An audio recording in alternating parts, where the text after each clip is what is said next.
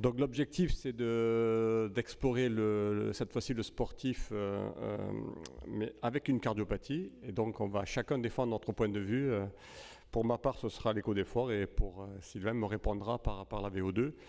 Comme vous le voyez d'entrée, donc la diapositive d'entrée, c'est moi qui l'ai faite. Et je crois que le combat est déséquilibré, et la victoire est assurée avant même d'avoir commencé, mais je vais quand même ouvrir les débats, donc au conflit d'intérêts. En fait, on nous a proposé de se faire ce sujet, mais je pars avec un petit handicap, même si quelque part, ça ne sera pas forcément un handicap. Un handicap, c'est que pendant très longtemps, j'ai fait de l'échographie d'effort. Donc malheureusement, Stéphane ne pourra pas m'embobiner, comme on dit ici, parce que je connais bien l'écho d'effort. Donc je vais vérifier tout ce qu'il nous raconte. Un petit clin d'œil, c'est les 30 ans du club. Donc un des précurseurs de l'échographie d'effort, vous l'avez sur l'image, c'est Richard Brion. Et puis rappeler quand même à Stéphane qu'en 2006, j'étais déjà ici à Marseille pour faire un topo qui s'appelait l'échographie d'effort en cardiologie du sport. Donc fais attention à tout ce que tu dis, je serai là et très vigilant. Pas de souci, t'inquiète pas. Donc, on rentre un peu dans le sujet. Cette diapositive vous a déjà été montrée hier par François, je ne sais pas s'il est là. Donc, l'avantage de la VO2, c'est que vous allez explorer l'ensemble de la filière métabolique de l'oxygène, alors que, pour l'instant, il n'y a pas de polémique. L'échocardiographie, vous allez vous intéresser spécifiquement quand même à la réponse cardiovasculaire, avec des paramètres qu'on va pouvoir étudier, que ne pourra pas faire la VO2. Donc, on est tous d'accord, il est logique d'explorer le cœur à l'effort. On va voir si on peut opposer ou plutôt associer les deux paramètres. Mais un petit rappel physiologique, j'ai vu ce matin, c'était très physiologique. On a parlé des seuils, on a parlé des seuils ventilatoires du premier, du deuxième. Bon. Juste rappeler quand même le débit cardiaque, c'est le volume d'éjection systolique que multiplie la fréquence cardiaque, qui va des fois augmenter jusqu'à 5-6 fois à l'effort. On peut aller jusqu'à 40 litres à l'effort. Et donc, sur un sujet normal, vous avez donc une linéarité entre l'évolution du débit cardiaque et de la VO2. Et lorsque vous avez, je ne parle pas des conditionnements musculaires ou le sportif extrême qui va avoir une limitation respiratoire à l'effort, lorsque le facteur limite, lorsque vous avez un plateau de VO2, souvent vous avez un plateau du débit cardiaque, et classiquement il est plutôt dit, c'est chez le sujet normal, sans déconditionnement, qui n'est pas le haut niveau, que le facteur limitant, c'est le facteur cardiaque.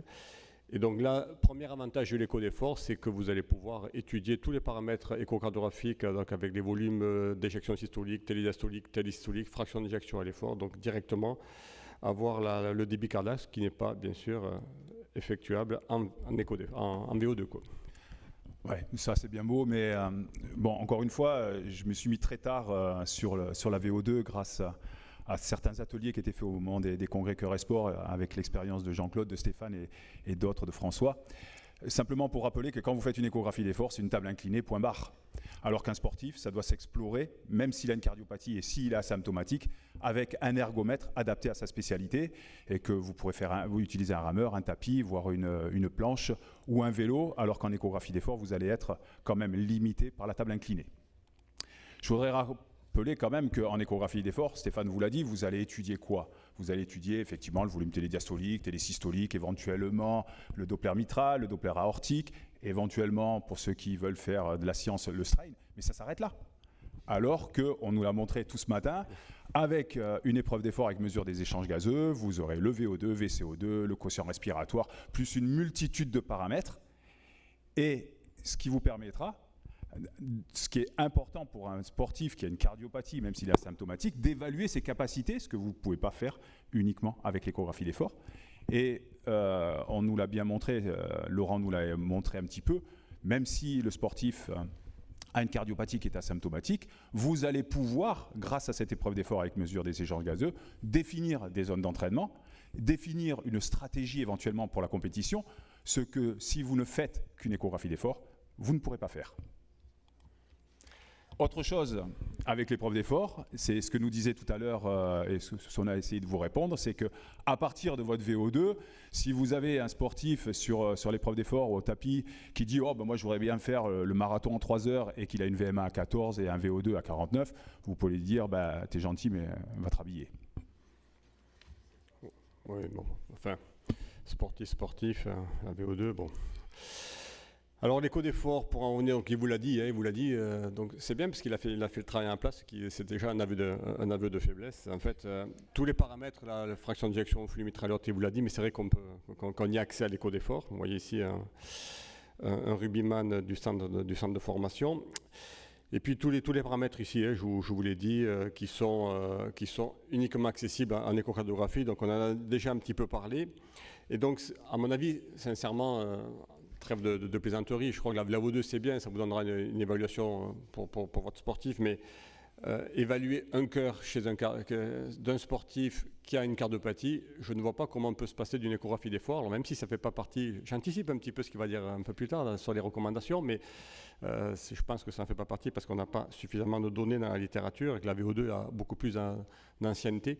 Mais c'est quand même très intéressant de voir le cœur directement avec sa cardiopathie, de voir le comportement de l'échographie à l'effort. Et donc, pour moi, ça me paraît absolument indispensable. Et on va voir un petit peu dans les situations différentes. La première situation, notamment, c'est le sportif coronarien. Bon, vous avez la première étape, on a déjà vu cette diapositive plusieurs fois pendant le congrès, donc je vais passer vite. La première étape, on évalue les facteurs de risque. Deuxième étape, on regarde le niveau d'intensité qui est souhaité. Si c'est un niveau d'intensité qui est élevé, eh bien, vous voyez qu'ici, il est recommandé donc, de faire un test fonctionnel. Alors, vous avez effectivement le test à l'effort, pas obligatoirement couplé à la VO2, mais lorsqu'on regarde les petits astérix, et même quand on voit l'expérience de chacun et les recommandations actuelles, c'est mieux de faire quand même un test d'effort fonctionnel avec imagerie. Et le sportif, vous n'allez pas faire, on l'a déjà dit, une écho d'obutamine, vous allez surtout faire une échographie d'effort. Je ne parle pas bien sûr du coroscanner qui, moi, me paraît un petit peu plus aberrant chez le sportif coronarien qui a une cardiopathie ischémique. Autant l'évaluer directement en écho d'effort. Et je vois bien sûr très très peu d'intérêt à la VO2. Quoi.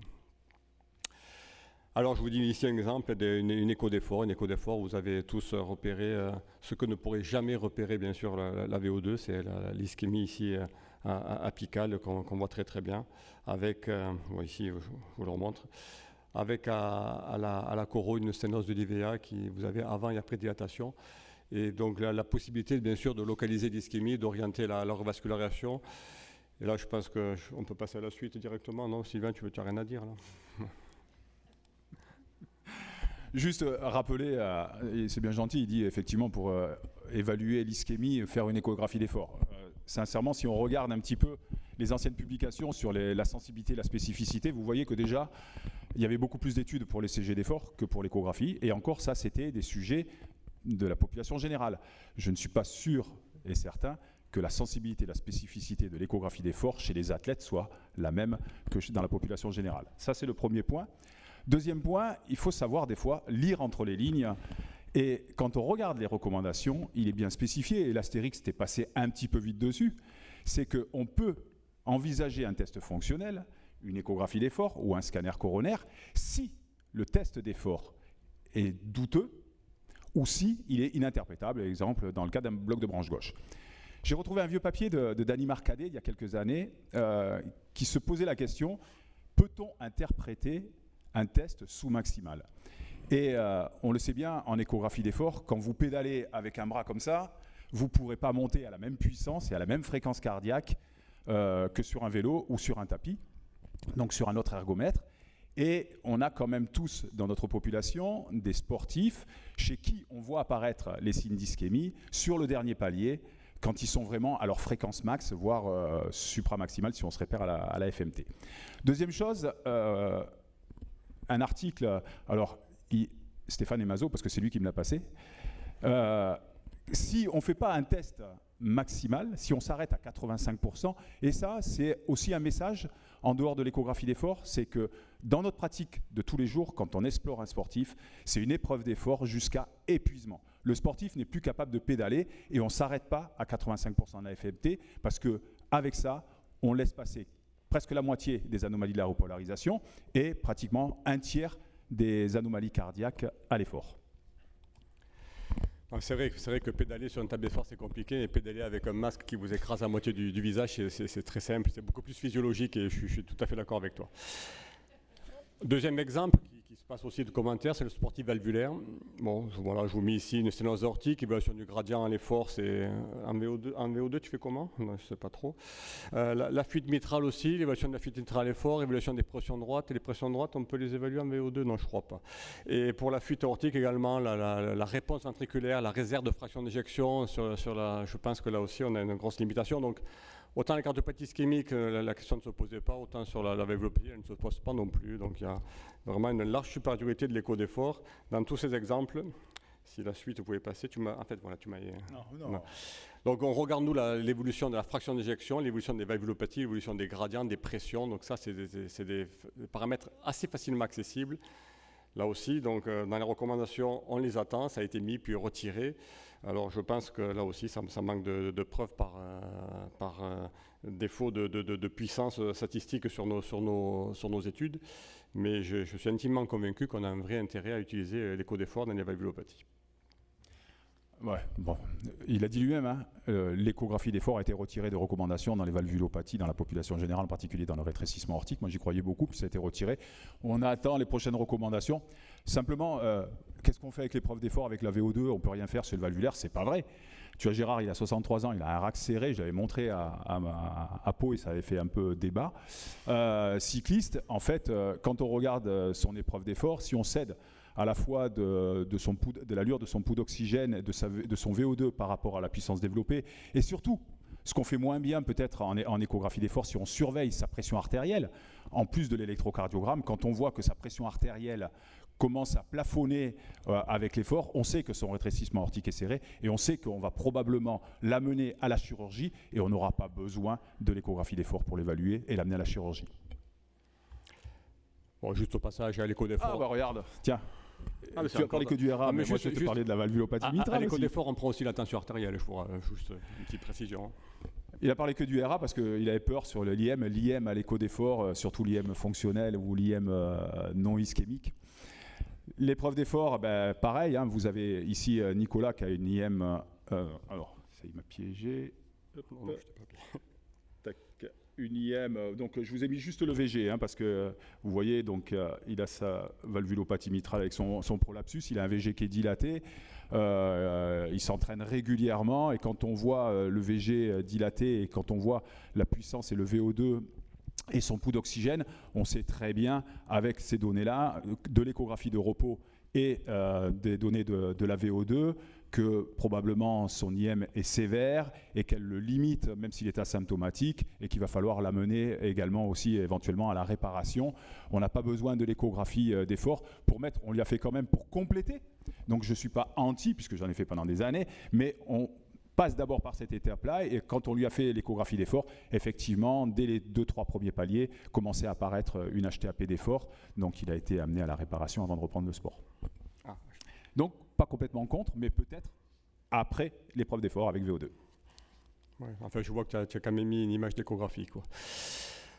Troisième situation, la CMH. La CMH, donc là aussi, l'obstruction à l'effort, inaccessible en VO2. C'est toujours intéressant chez des patients qui ont une CMH qui sont essoufflés à l'effort, de voir l'obstruction qui apparaît pendant l'effort, qui apparaît donc, là je vous ai mis un petit papier de Cotrim avant et après utilisation des bêta-bloquants, où on voit lorsque vous mettez en évidence à l'échographie chez quelqu'un qui est dyspnéique, une obstruction à l'effort, il y a une sensibilité aux bêta-bloquants, donc là encore un intérêt diagnostique et même thérapeutique dans les cardiopathies hypertrophiques qui sont... donc attention, hein, faites attention, l'obstruction qui apparaît juste après l'effort peut être physiologique, n'est pas obligatoirement donc, signe de cardiopathie hypertrophique, mais l'obstruction per-effort et en post-effort immédiat, quand vous l'avez aussi à l'effort, est intéressante à mettre en évidence. Et c'est un échec de la VO2. Je vous ai mis ici un exemple d'une patiente de 60 ans hein, qui avait une maladie de Randy Osler en plus, qui était cycliste avec une dyspnée d'effort. Et on avait une obstruction significative à l'effort et on l'a traitée par bêta-bloquant et elle a été rapidement améliorée, quoi. Alors, bon, peut-être pas la VO2, mais l'échographie d'effort, ton étude de Cotrim, elle est bien gentille, mais c'était des sportifs. Et quand vous lisez l'étude et que vous voyez le niveau des gradients selon que l'échographie d'effort a été faite en récupération, debout, assis, couché, on n'avait pas les mêmes niveaux. Et chez les sportifs, 139 sportifs, qui n'avaient pas de CMH, on avait aussi des hypertrophies, on avait aussi des gradients. Donc, quid du gradient chez le sportif qui n'a pas d'hypertrophie, hein. Bon. Juste, est-ce qu'on a besoin de l'échographie d'effort dans la CMH pour le laisser faire du sport, pour l'autoriser? Je vous donne l'exemple de Gilles, donc 53 ans, il a une hypertrophie septale. Il a eu son bilan complet avec une IRM qui a confirmé, qui a mis en évidence un petit peu de fibrose, un Holter ECG en situation avec une séance de course à pied 5 ESV, une épreuve d'effort, pas d'anomalie du rythme. Je regarde les recommandations. Nulle part, on voit apparaître le gradient intraventriculaire gauche à l'effort, puisque dans les critères de risque, vous avez le gradient ventriculaire au repos supérieur à 30. D'accord ? Donc l'échographie d'effort ne rentre pas en compte pour prendre une décision sur l'aptitude ou pas au sport de compétition avec une CMH. Juste une petite aparté, attention, dans les recommandations, il n'y avait pas la fibrose dans ces recommandations de 2020. Maintenant, on sait que la fibrose, c'est un marqueur de risque important, il faut en tenir compte. Bon, je vais être honnête, nombre de papiers quand même retiennent 50 mm à l'effort, mais c'est vrai que c'est plus dans les dernières recommandations. Et puis c'est très difficile d'avoir l'obstruction à l'effort parce que souvent elle se confond avec le flux de fuite mitrale. Donc j'avoue une petite difficulté pour avoir encadré une thèse là-dessus, c'était assez complexe. Pour terminer, dernier cas, la cardiopathie dilatée hypokinétique. La fraction d'éjection, on l'a vu donc chez le sportif, elle est des fois un petit peu limite, subnormale. Je vous rappelle, on a des critères à 50-53%. C'est toujours bien de voir à l'effort ce qui se passe. Un papier de l'équipe rennaise là, qui regardait un petit peu l'évolution des déformations, l'évolution de la fraction d'éjection à l'effort. Et c'est vrai que quand vous avez un cœur qui est un petit peu limite, de le voir bien récupéré avec une bonne réserve contractile, c'est plutôt rassurant et souvent ça élimine une cardiopathie dilatée, quoi. Donc je vous ai mis un exemple, une fraction d'éjection de sportif qui avait une fréquence cardiaque à 30 par minute au repos, donc sportif de haut niveau, et à peine le premier palier, on s'est juste mis à 70 par minute, vous voyez tout de suite la fraction d'éjection qui récupère, le débit cardiaque qui double, donc là on est plutôt rassuré, il n'y a pas de cardiopathie sous-jacente, c'est juste vraiment un cœur d'athlète. Oui, cœur d'athlète, mais enfin, est-ce qu'on a besoin d'une échographie d'effort pour dire que quand on a une dilatation du VG, c'est un cœur d'athlète ? Alors, comme il m'a donné le diaporama il n'y a que 2 jours pour pouvoir insérer mes diapositives, j'étais appris un peu de cours. Mais quand on a un sportif qui a un VG qui est dilaté, qui fait 62-65 millilitres, 62-65 mm, qui a une FEVG normale et qui développe 410 watts et qui a plus de 47, voire 50 ou 60 de VO2, a priori, c'est bien un cœur d'athlète et on n'a pas besoin de l'échographie d'effort pour dire que la dilatation elle est liée à l'entraînement, surtout s'il a des paramètres qui sont tous supramaximaux, avec un VO2 qui est à 150% de la théorique, le pouls d'oxygène qui est aussi à 130%. Si tous les paramètres sont cohérents en VO2, a priori, on n'a pas besoin d'échographie d'effort pour dire que c'est vraiment un cœur d'athlète. On rappelle, le cœur d'athlète, c'est pas que le VG, il y a tout. Il y a le muscle, il y a l'électrocardiogramme, donc tout doit être intégré. Il n'y a pas que l'échographie d'effort. Donc, votre cœur d'athlète, vous avez un VG qui est dilaté, vous avez une dilatation plutôt harmonieuse de toutes les cavités, vous avez la bradycardie, vous avez quelques particularités électrocardiographiques, vous avez un Doppler mitral au repos qui est particulier.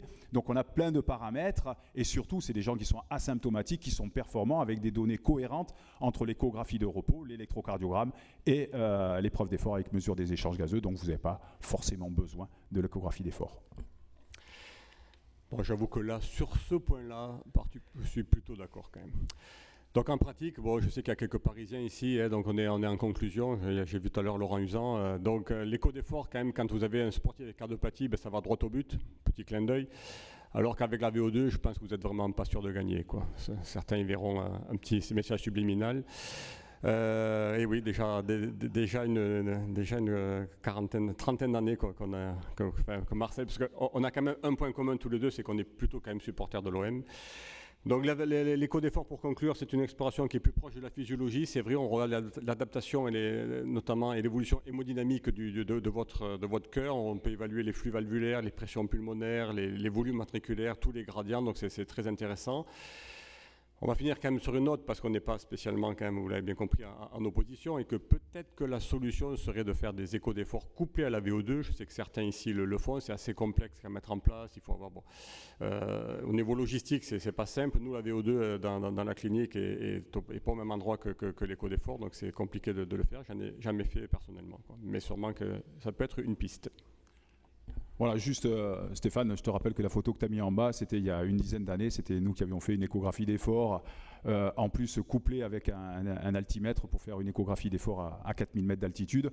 Donc c'est vrai, si je reprends les conclusions, pour mes conclusions, j'ai l'impression que je vais donner les mêmes conclusions qu'en 2006 quand j'étais venu parler de l'échographie d'effort pour la première fois. C'est que c'est très pratique, c'est utilisable, mais je pense que ça doit venir en complément de l'épreuve d'effort avec mesure des échanges gazeux. Ça va nous apporter plein d'arguments. L'enfoiré.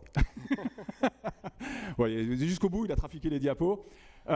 Juste pour vous dire que voilà, ça vient en complément. Je ne suis pas contre, au contraire, je suis un fervent défenseur, mais il faut la remettre à sa place et elle doit venir après le test d'effort. Mon petit clin d'œil aussi, effectivement, il y a 30 ans, et cette année ils l'ont fêté, il y a 30 ans, l'OM a gagné la Coupe d'Europe des clubs champions. Donc voilà, c'est notre point commun, le club des cardiologues du sport, l'OM et l'échographie d'effort. Merci à vous. Vous avez vu qu'on a anticipé sur la victoire? Vous avez vu le nom? Voilà.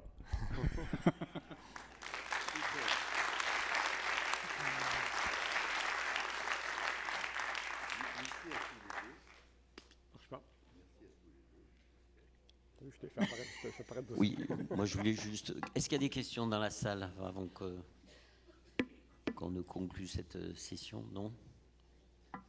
Alors, qui est plus écho d'effort? Alors, pour vous donner encore... Alors, est-ce que vous ne pensez pas tout simplement que c'est ce que tu as dit à la fin d'ailleurs, que c'est incontournable? Alors faire les deux en même temps, moi j'en ai fait une quinzaine personnellement, oui c'est un chantier. Je ne sais pas réellement si on arrive à corréler les deux examens en sortant des choses intéressantes, mais par contre la réalisation des deux dans un cas de doute, je suis tout à fait d'accord. Tout à fait d'accord. Le dernier point, c'est ma question surtout, l'élément essentiel, c'est l'adaptation du débit cardiaque. C'est ça qu'on cherche en définitive dans ces cardiopathies un petit peu limites. Et aujourd'hui, certaines machines nous donnent le débit cardiaque. On n'a plus l'ERSAT sous forme du pot d'oxygène, mais on a un vrai débit par des mesures de fixe sur des gaz inertes.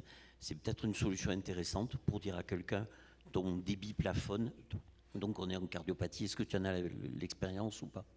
Il faut leur dire. Non. Enfin, nous, à l'époque, on le faisait sur la DLCO, là, on essayait Attention, appel, ce n'est pas maintenant la pause déjeuner. Il va y avoir tout de suite encore un petit topo. Et après, vous aurez le droit de déjeuner. Encore un petit topo. Et pour clôturer ce superbe face-à-face, c'est que maintenant, avec des techniques de calcul de débit cardiaque très très simples, certaines équipes vous donnent l'évolution du volume d'éjection systolique lors de l'échographie d'effort ou lors de la VO2. Donc il y a des techniques maintenant qui ne sont pas forcément hexagonales, mais qui sont importées, qui permettent de voir l'évolution du débit sanguin lui-même. En tout cas, bravo, merci. Juste une question, je t'embête quand même. À Paris, on dit rêvons plus grand. Comment? Pardon? À Paris, on dit rêvons plus grand, c'est le slogan pour le PSG. En pratique, l'écho d'effort, bon, chez le sportif, on a la chance d'avoir des gens qui sont quand même plutôt écogènes. D'accord? Moi, je trouve quand même l'intérêt de la VO2, c'est que c'est quand même très peu opérateur dépendant. L'écho d'effort, ça reste quand même très opérateur dépendant. Parce qu'on nous vend quand même l'écho d'effort comme étant une espèce de gold standard qui est effectivement dans de bonnes mains, bien adaptées, qui, dans les mains de tous ceux qui en font et qui sont aussi bons, aussi mauvais que vous et moi, sont pas toujours pertinents dans leur analyse. C'est vrai que la VO2 est quand même plus reproductible qu'une écho d'effort. Puis une écho d'effort chez un altètre, même si avec une cardiopathie, quand il commence à être à 280, 300 watts avec l'hyperventilation, les acquisitions d'images et compagnie, on en fait la réalité n'est pas si belle que ça quand même, c'est compliqué, c'est pas toujours simple. Mais souvent on a la réponse bien avant 100%. L'écho d'effort on ne la fait pas pour avoir une performance maximale, on l'a fait pour avoir une réponse ventriculaire à l'effort ou une adaptation des pressions, et s'il y a un problème il apparaît bien avant le max, donc souvent quand même c'est interprétable. Mais je suis d'accord avec toi. Puis je pense qu'un jour vous aurez peut-être un jour la Ligue des Champions, mais à jamais les premiers, quoi. Merci à tous, merci à tous.